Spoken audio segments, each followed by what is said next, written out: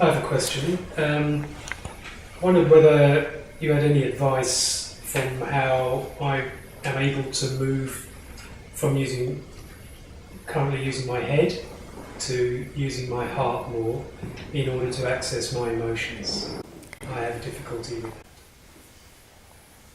that. Okay, so do I have permission to tune into you? Yes. Okay, very good.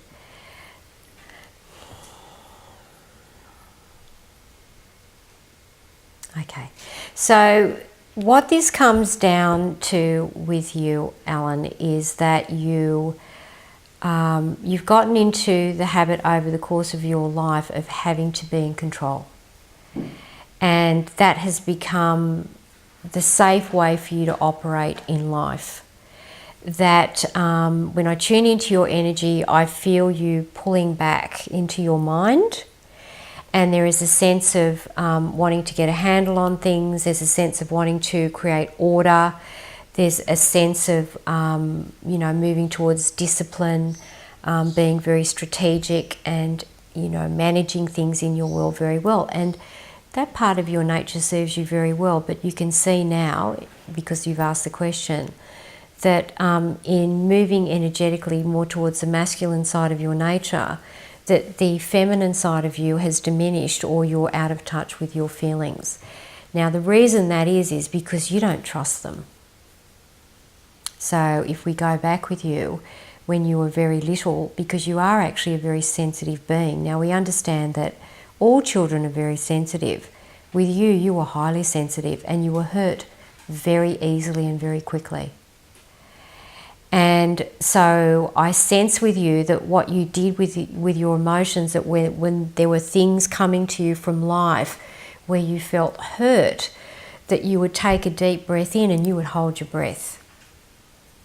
You just used to hold your breath, and then you would wait until the emotions would settle down, and then you would exhale, and then you would basically make a decision about the right thing to do.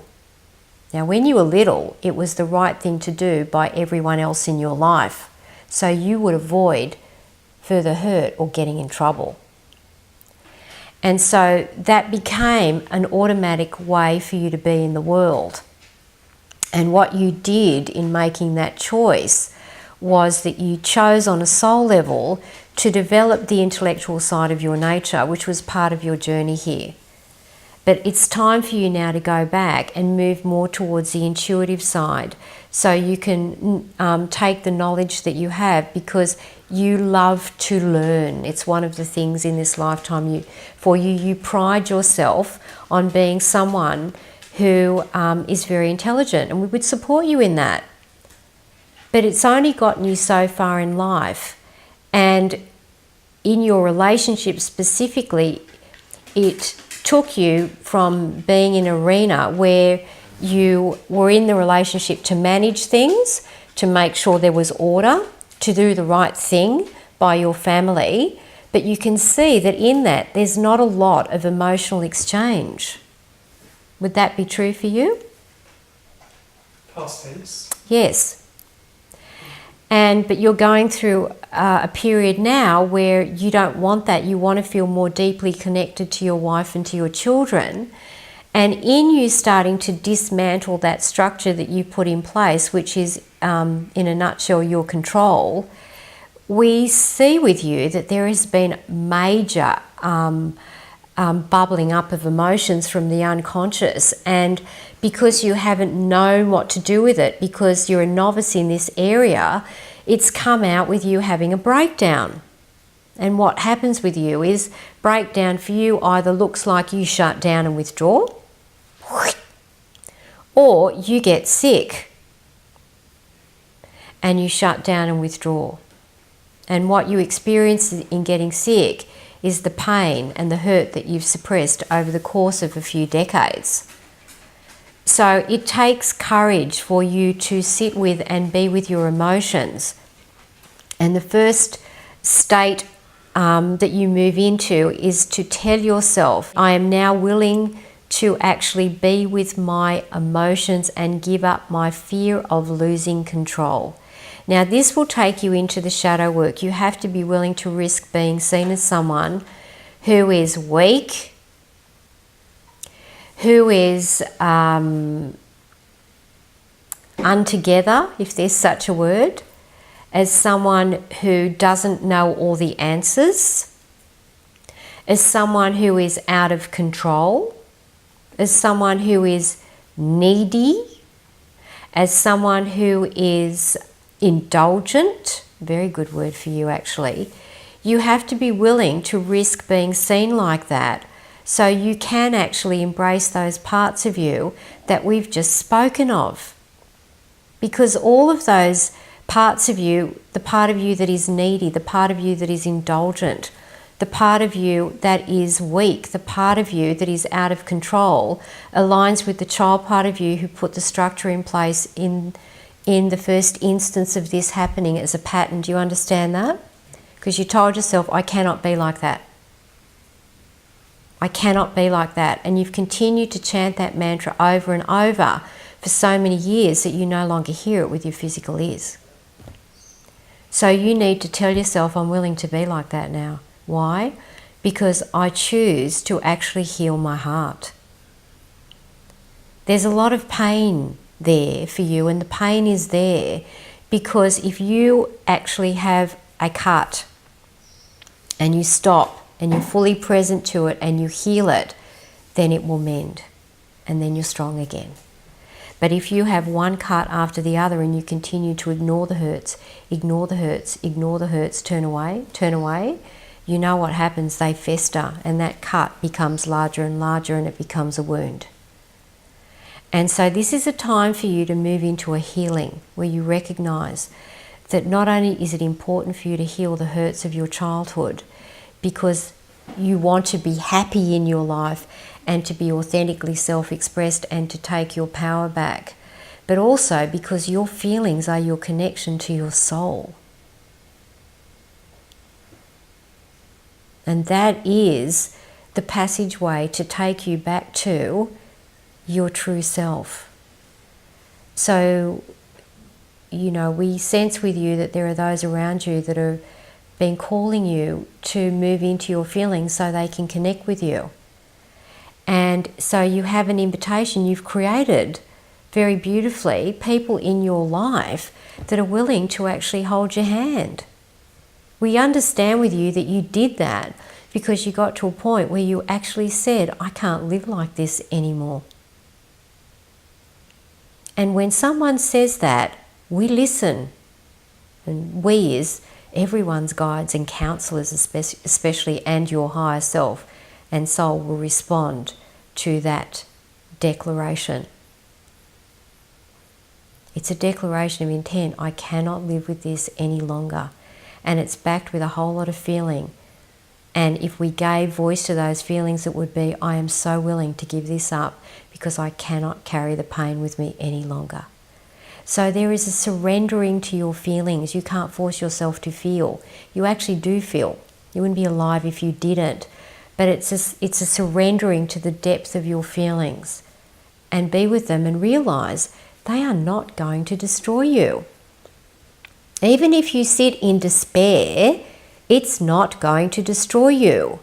The despair will destroy you if you actually give your ego permission to interpret the information of what's going on in the outside world and also add meaning to the fact that you are experiencing despair. Your ego will judge your feelings and tell you that you're not okay. But what we see is that you are experiencing despair. And the only reason you are is because you've moved further away from loving yourself and seeing yourself in the highest light. You've moved further away from love. And if you want to experience more love, keep in mind here that your feelings are all set on one dial. If you feel intense rage and intense anger and intense fear, you'll also feel intense enthusiasm, joy, passion, freedom, and love. You can't feel intense love and not feel intense fear or anger because you won't do that. Your feelings don't switch on and off like that. They move. Okay, you move with them because they are the essence of who you are. So this is a time for you to surrender by declaring your intention. We would say this with anything. And then you need to bring your attention to them, or bring attention to what it is that you want to experience. But that means consistency. It means commitment. And it means having courage. And they're two of the components of love. You need to love yourself enough now that you say, I'm going to feel, because I need to reconnect with my true self. Now, we could talk to you about the issues that you have with your parents and where this all started, but you do have the map of the soul, which will take you through recreating the map, because there is a current map that you're aligning with, and it's in the dark matrix. You creating the new maps is you moving out of the dark matrix and lifting into the light matrix, which is you moving towards love, joy, individuality and freedom. And we've spoken about this before. You cannot just create the maps with your head.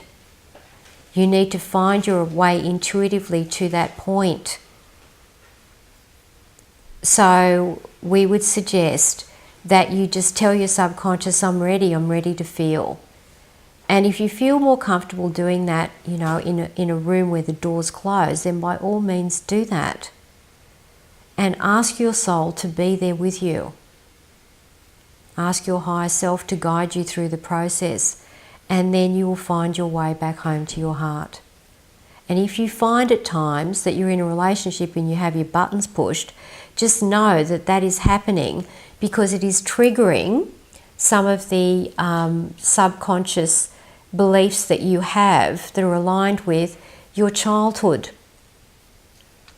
So be with that. Journal about it. That's a way for you to process your emotions and say, okay, why am I feeling like this right now? What do I believe about this? How do I see myself? That's processing.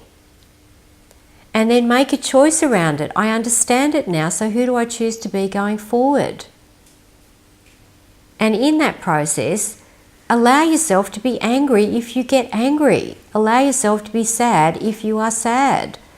Allow yourself to feel intense amount of passion in your life and enthusiasm if you have a belief that it's not okay to be, you know, that exuberant in life. It's not just the negative emotions that we attach negative labels to, it's also the positive ones. There are children that were very enthusiastic and buoyant when they were little and they were told, turn it down, tone it down. Stop, you know, being so selfish, you know, you're not the only person in the room. And so then that little child tells themselves it's not okay for me to be really happy, enthusiastic and passionate. See how this works? Yes.